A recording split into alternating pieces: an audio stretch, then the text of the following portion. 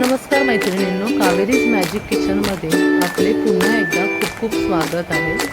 आज आपण कोकणातला पारंपरिक पदार्थ आंबोळी हा पदार्थ आपण आज शिकणार आहोत। हा सगळ्यांनाच खूप आवडतो, नाश्त्यासाठी अतिशय उत्तम असा पर्याय आहे।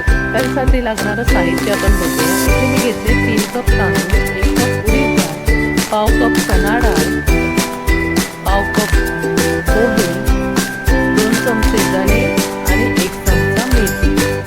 आता हे सगळं साहित्य 5 ते 6 तास आपण भिजवून ठेवलं होतं आणि त्यानंतर ते आपण बारीक फाईन पेस्ट करून घेतलं। त्यानंतर ते पुन्हा 6 ते 7 तासासाठी आपण ते फर्मेंट करायला ठेवलं होतं। आता तुम्ही इथे बघू शकता की 5 ते 7 तासानंतर ते अगदी व्यवस्थित फर्मेंट झालेलं आहे, एकदम फुलून आलेलं आहे, ते पीठ छान फर्मेंट झालेलं आहे। आता त्याला आपण चमच्याने हलवूया, कारण की त्यामध्ये जी हवा भरलेली आहे फर्मेंट होताना, तर चमच्याने जसं जसं आपण ते हलवणार तसं ते पीठ थोडं खाली बसत जाईल। तुम्ही बघू शकता। आपण ते व्यवस्थित हलवून घेऊ आणि त्यामध्ये चवीप्रमाणे आपण आता मीठ घालू। आता ह्या स्टेजला आपण त्याचे आंबोळ्या बनवू शकतो। इथे आता तवा तापत ठेवला आहे, त्याला तेलाने चांगलं ग्रेसिंग करून घेतो। आपल्या फर्मेंट झालेल्या पिठामध्ये आपण चवीपुरतं मीठ टाकूया। कन्सिस्टन्सी आपण एक साधारण जास्त पातळ नाही किंवा जास्त जाड नाही, अशीच ठेवलेली आहे। आता त्याप्रमाणे आपण तव्यावरती आंबोळ्या पाडून घेऊ। आंबोळ्या करताना त्या जास्त पातळ करायच्या नाही आहेत, थोड्याशा जाडच ठेवायच्या आहेत।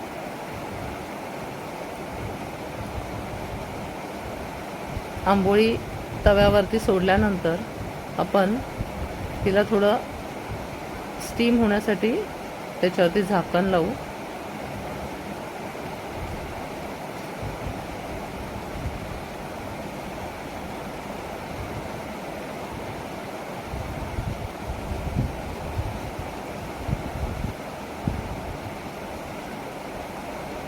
दोन ते 3 मिनिटातच आपण बघतोय की आंबोळीला मस्त अशा जाळ्या पडल्या आहेत, याचाच अर्थ ती व्यवस्थित शिजली। आता तिला पलटून घेऊ। मस्त सोनेरी रंगावरती ती खरपूस भाजली गेली आहे।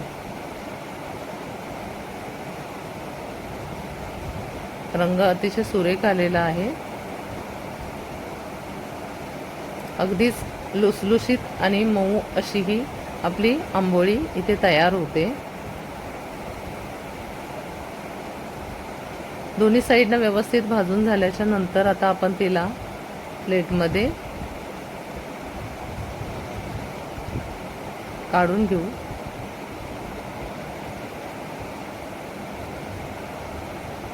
आणि चटणीसोबत सर्व करू।